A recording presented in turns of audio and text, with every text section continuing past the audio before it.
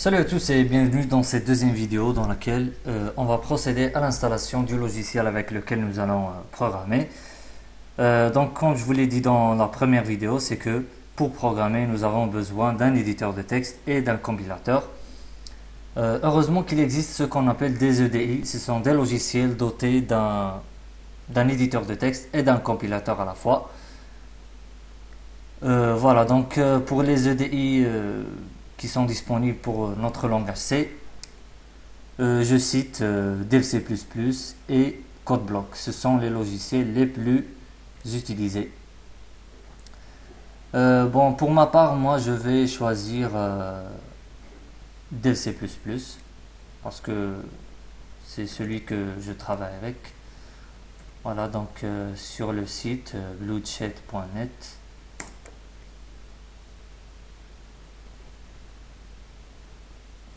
Donc ici, il suffit de le télécharger. Voilà. C'est la version 5,0 bêta, etc. Avec MingW GCC. Ça, c'est le compilateur. C'est notre compilateur avec lequel on va compiler. Donc on va se rendre sur SourceForge pour le télécharger.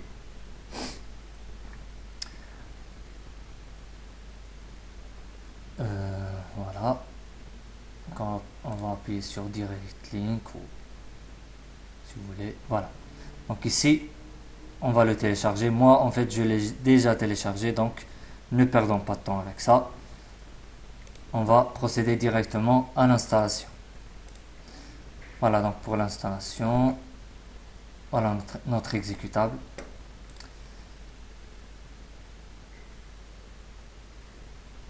On va choisir notre langue. Bon, c'est très facile de l'installer.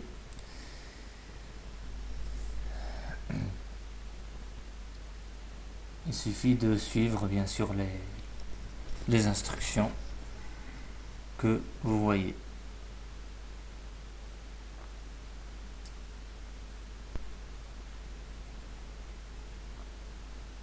En fait, je l'avais déjà installé et j'ai refait l'installation. C'est pour cela qu'il a pris du temps.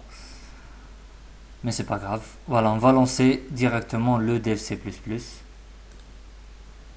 On va choisir la langue française, bien sûr. Voilà, donc next, etc. Il va charger les bibliothèques.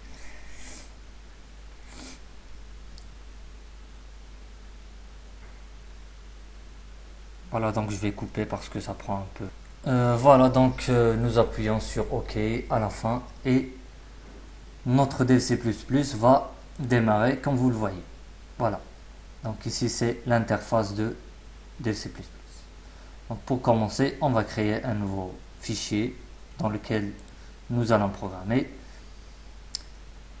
Voilà, donc c'est l'espace dans lequel on va écrire. Donc bien sûr on va procéder ou bien on va voir la structure du langage C. Comment on doit programmer ou bien on doit écrire notre programme. Premièrement, on va déclarer la fonction main. Voilà, ce qu'on appelle une fonction.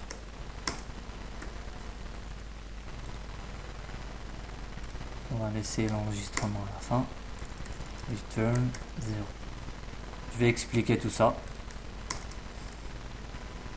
Donc en fait, c'est la structure d'une fonction.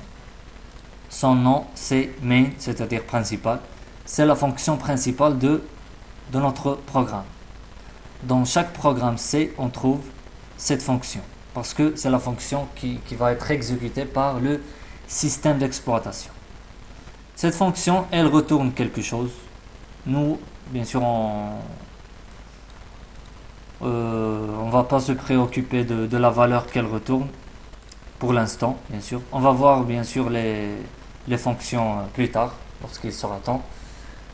À l'entête de notre fichier, on trouve ce qu'on appelle des directives du préprocesseur. Qu'est-ce que c'est que les directives? Ce sont des instructions des instructions à exécuter avant d'appeler la fonction main. Parce que lorsqu'on écrit des instructions, par exemple, les instructions sont écrites ainsi, par exemple, instruction 1, que ce soit de la déclaration de la variable, de l'appel d'une fonction, etc.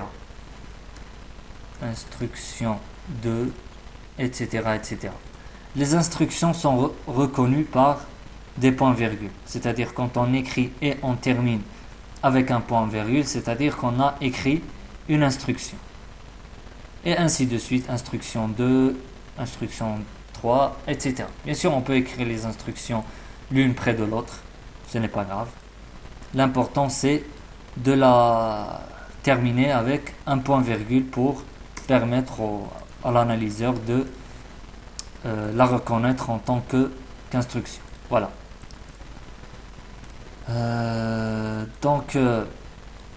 On va écrire comme première instruction, on va appeler une fonction printf. C'est une fonction très connue en langage C. Elle permet d'afficher un message sur un terminal, sur notre console. En fait, c'est la console. Voilà, donc comme premier message, on va écrire par exemple bonsoir, c'est mon premier programme, par exemple, avec un sourire. Bon, voilà. Donc cette fonction, c'est une fonction printf. Bien sûr, on va voir les fonctions. Elle s'appelle printf et elle prend comme argument un message. Ça, en fait, c'est une chaîne de caractères. Quand vous voyez ici une séquence de caractères ou bien une suite de caractères au milieu des doubles quotes, c'est-à-dire que c'est une chaîne de caractères. Voilà. Donc, pour que printf fonctionne correctement, on doit lui ajouter une directive du préprocesseur. On va écrire include. Include, c'est une directive. C'est l'une des directives du préprocesseur qui permet d'inclure un fichier. Donc, nous, on va inclure le fichier studio.h parce que il contient le prototype de la fonction printf. Le prototype, c'est-à-dire comment cette fonction doit être appelée. C'est-à-dire quel argument doit avoir cette fonction-là. Voilà, donc je vais enregistrer pour ne pas me prendre la tête. Programme, on va l'appeler par exemple programme 1.c. Enregistrer, voilà.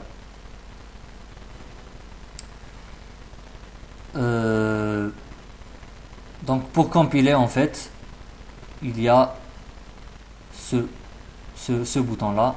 Bien sûr, quand on met le curseur dessus, on voit qu'il permet de compiler. Ensuite, l'exécution, c'est avec ce bouton. Et ici, c'est la compilation et l'exécution à la fois.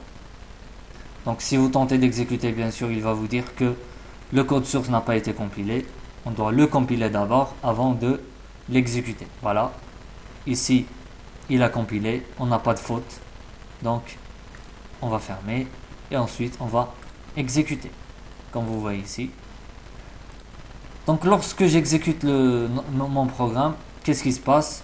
Eh bien, il y a une console qui apparaît et après, elle disparaît directement. Pourquoi? Parce que le système d'exploitation a bien sûr appelé cette fonction-là et après, il a retourné un 0. Après, il n'a pas trouvé de barrière qui lui barre la route. Donc, il va, c'est-à-dire stopper le processeur ou bien le tuer, tout simplement. Lui faire un kill. Donc, ce que nous allons faire, c'est interrompre notre programme. Pour l'interrompre, on va appeler cette fonction-là, c'est getch. Bien sûr, on peut l'interrompre avec system pause si vous voulez. C'est une fonction qui permet d'écrire des commandes Windows si vous voulez, parce que pause c'est une commande Windows. Voilà. Mais nous, on va se contenter de getch. Voilà. Donc maintenant, bien sûr, on a modifié notre programme, donc on va le recompiler et l'exécuter. Voilà. Lorsqu'on compile et on exécute, vous voyez que la console, elle reste. Pourquoi? Parce que il y a Getch. Getch, elle permet de stopper le programme, bien de l'interrompre, de le bloquer à une instruction donnée. Donc, cette fonction Getch, elle attend un message ou bien un événement du clavier. Donc, lorsqu'on appuie sur n'importe quelle touche du clavier, notre programme va bien sûr stopper. Donc je vais par exemple appuyer sur entrée. Voilà, vous voyez le programme, il est parti. Voilà, donc on va rendre une petite visite à Studio pour voir le prototype de la fonction printf. Bien sûr, Studio, il est où? Il est sur normalement c'est dev C++, include. Puis ici, on fait une petite recherche sur studio.h.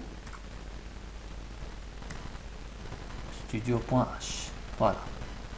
C'est le fichier que nous avons inclus. Voilà. Donc bien sûr, ce fichier, il est très volumineux, un petit peu en tout cas. On va chercher la fonction printf. Voilà. Donc, il y a fprintf et il y a ici printf. Voilà. C'est le prototype de la fonction printf. Qu'est-ce qu'elle prend comme argument? Une chaîne de caractères et puis virgule 3 points, c'est-à-dire que elle peut prendre d'autres arguments, mais ces arguments-là sont optionnels. En fait, ces arguments, ils permettent de dynamiser notre message. Parce que le message ici, il est bien sûr fixe, statique. On peut le dynamiser en ajoutant des arguments, bien sûr en ajoutant des variables. Des variables ici, en les séparant avec des points virgules, etc. Donc, nous allons voir ça quand on va aborder les variables. Voilà, donc c'est le tout premier programme qui permet d'afficher un message sur notre console, comme vous le voyez. Voilà, donc je crois que c'est bon pour l'installation de DevC++. Et je vous dis bien sûr à très bientôt dans une autre vidéo de la programmation C. Voilà.